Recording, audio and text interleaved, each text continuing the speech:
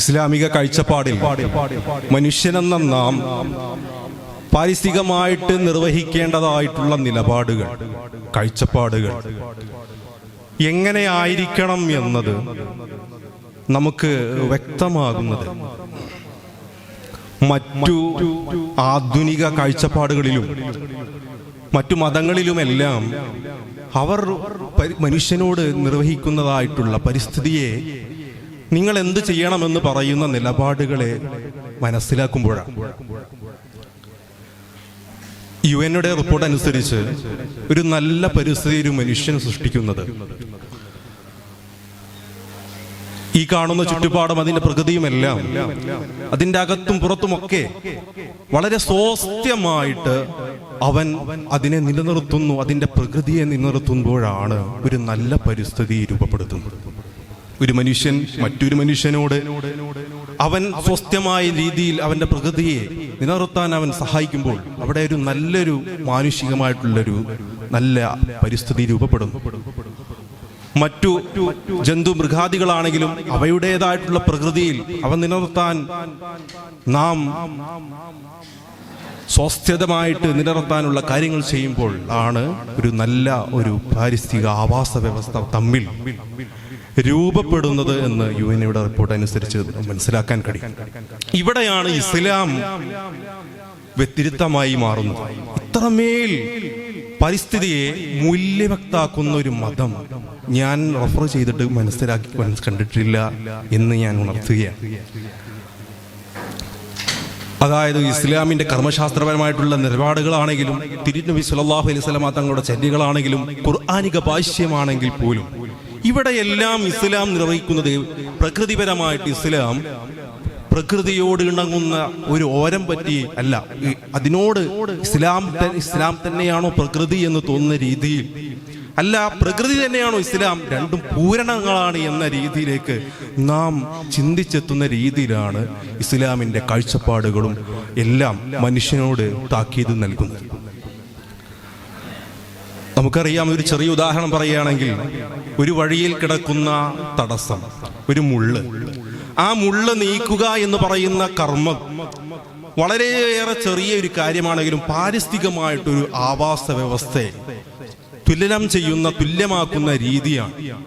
ആ ചെറിയൊരു കർമ്മത്തെ പോലും ഇസ്ലാം വരച്ചു കാട്ടുന്നത് ഈമാനിന്റെ, ഒരു മുസ്ലിമിന്റെ, ഒരു വ്യക്തിയുടെ, ഒരു മനുഷ്യന്റെ ഈമാനിന്റെ ഭാഗം, അവന്റെ വിശ്വാസത്തിന്റെ ഒരു ഭാഗമാക്കിയിട്ടാണ് ഇസ്ലാം അതിനെ വ്യക്തമാക്കി തരുന്നത്.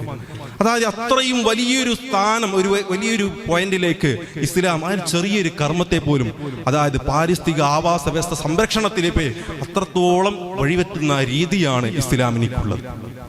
നമുക്കറിയാം, നമ്മൾ വളരെ ജാള്യത്തോടുകൂടെ മനസ്സിലാക്കുന്ന ഒരു വിഷയം, ആധുനിക മനുഷ്യരെന്ന് പറയുന്ന നാം ഇവിടെ പ്രകൃതി വിട്ട് ആധുനിക ലോകം കഴിഞ്ഞ് ആഗോളവൽക്കരണം, കൊളോണിസം കഴിഞ്ഞ് എയുടെ തലതൊട്ടപ്പന്മാരായി നിൽക്കുന്ന ഇന്ന് നാം 1866 എക്കോളജി എന്ന് പറയുന്ന പദവും എക്കോളജി എന്ന പഠനശാസ്ത്രവും എല്ലാം നിർവഹിക്കാൻ, അതിനെക്കുറിച്ച് പഠിക്കാനും തുനിയുന്നത് എന്ന് മനസ്സിലാക്കണം. 1866 പ്രത്യേകത എന്ന് പറയുന്നത് കൊളോണിയൽ കാലഘട്ടത്തിൽ ഒരുപാട് പാരിസ്ഥിതികമായിട്ടുള്ള ആവാസ വ്യവസ്ഥകൾ നശിപ്പിക്കുകയും ഒരുപാട് പ്രശ്നങ്ങൾ ഉണ്ടാക്കുകയും ഒരുപാട് രാജ്യത്തിന്റെ പരിസ്ഥിതിയെ പോലും ഇല്ലാതാക്കുന്ന രീതിയിലേക്ക് മനുഷ്യൻ മാറിയിരുന്ന ഒരു സാഹചര്യമാണ്.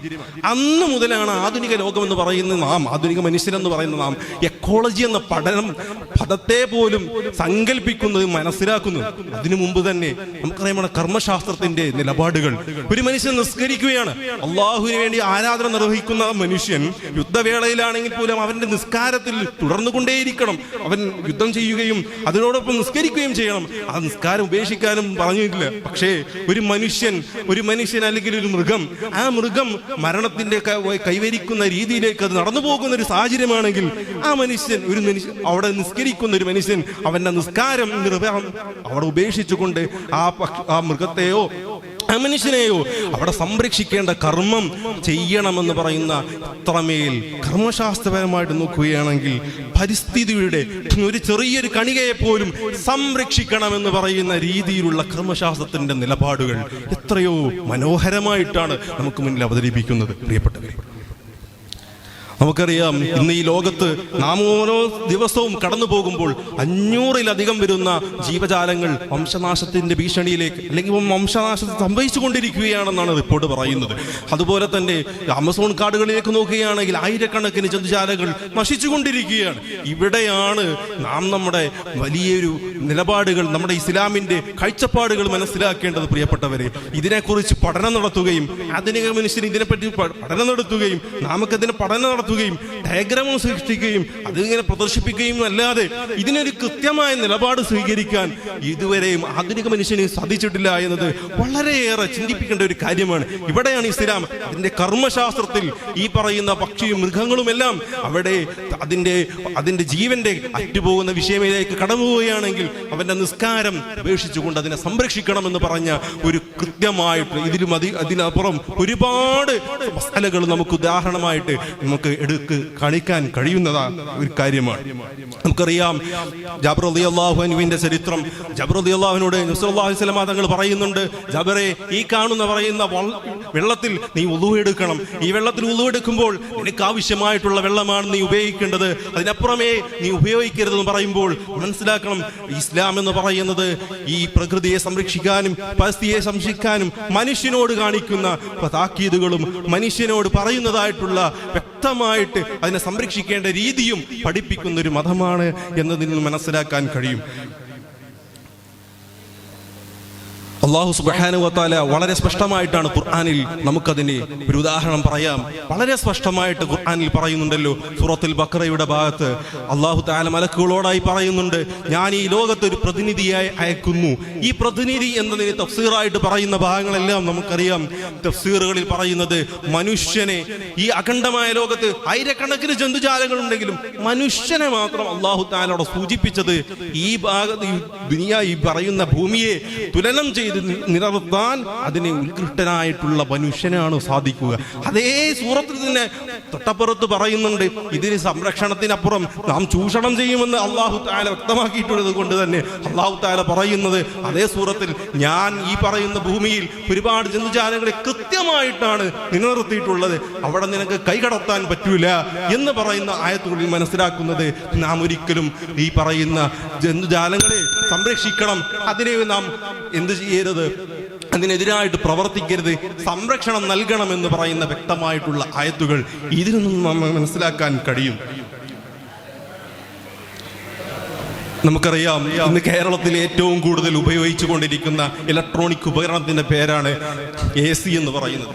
AC-യുടെ ഉപയോഗം കൂടുതലായി ഉപയോഗിച്ചു കൊണ്ടിരിക്കുമ്പോൾ ആഗോളതാപനത്തിനും അതുപോലെ തന്നെ മഞ്ഞുരുകിക്കൊണ്ടിരിക്കുന്നതിൻ്റെയും ഈ പറയുന്ന ഭൂമിയുടെ ഏത് ഭാഗങ്ങളും നശിച്ചു കൊണ്ടിരിക്കുന്നതിൻ്റെയുമായ ഡയഗ്രാമുകളും അതിനെ പറഞ്ഞ പഠന രീതികളുമെല്ലാം നാം ഇവിടെ പഠിച്ചുകൊണ്ടേയിരിക്കുകയാണ്. പക്ഷേ നിലപാടുകൾ കൃത്യമാക്കുന്ന ഒരു വരികളോ ഒരു കർമ്മങ്ങളോ ഇവിടെയൊന്നും ഇതൊരു ആധുനിക ലോകത്താണെങ്കിലും മറ്റു മതങ്ങളിലാണെങ്കിലും ഭാഷകളിലാണെങ്കിലും നാം ഒരിക്കലും കാണാൻ കഴിയില്ല. ചെറിയ ഉദാഹരണം പറയാൻ, മലയാള ഭാഷയിൽ മരമൊരുവരം എന്ന് പറയുന്ന വാക്ക്, മരമൊരുവരം എപ്പോഴാണ് നമുക്ക് പ്രാബല്യമാകുന്നത്? ജൂൺ 5-ന് നാം ഒരു വൃക്ഷത്തായി നടന്നു, അതിനേക്കൊരു പൂമാലെന്നോളം നാം അതിനെ മുന്നിൽ ഒരു വരമൊരുവരം എന്ന് പറഞ്ഞുകൊണ്ട് നാം അതിനെ ചാർത്തി കൊടുക്കുന്നു. അതോടുകൂടെ ആ കർമ്മം അവിടെ ഉപേക്ഷിക്കുകയാണ്. ആ മരം എന്തായെന്നോ അതിനെക്കുറിച്ചുള്ള ചിന്തകളോ ഒന്നും നാം അതിനെക്കുറിച്ച് മനസ്സിലാക്കുന്നില്ല. എന്നാൽ തിരുനബി സല്ലല്ലാഹു അലൈഹി വസല്ലം തങ്ങൾ പറയുന്നു, ഈ ദുനിയാവ് പൊട്ടി ഉണർന്നുകൊണ്ട് ലോകം അസ്തമിക്കുന്ന സാഹചര്യം വരുമ്പോൾ, നിന്റെ കണ്ണിൽ ദുനിയാവ് എല്ലാം അസ്തമിക്കുന്ന ഒരു സാഹചര്യം വരുമ്പോൾ, നിന്റെ കയ്യിലുണ്ടായിരുന്ന തൈ നീ നടാൻ മറക്കരുത്.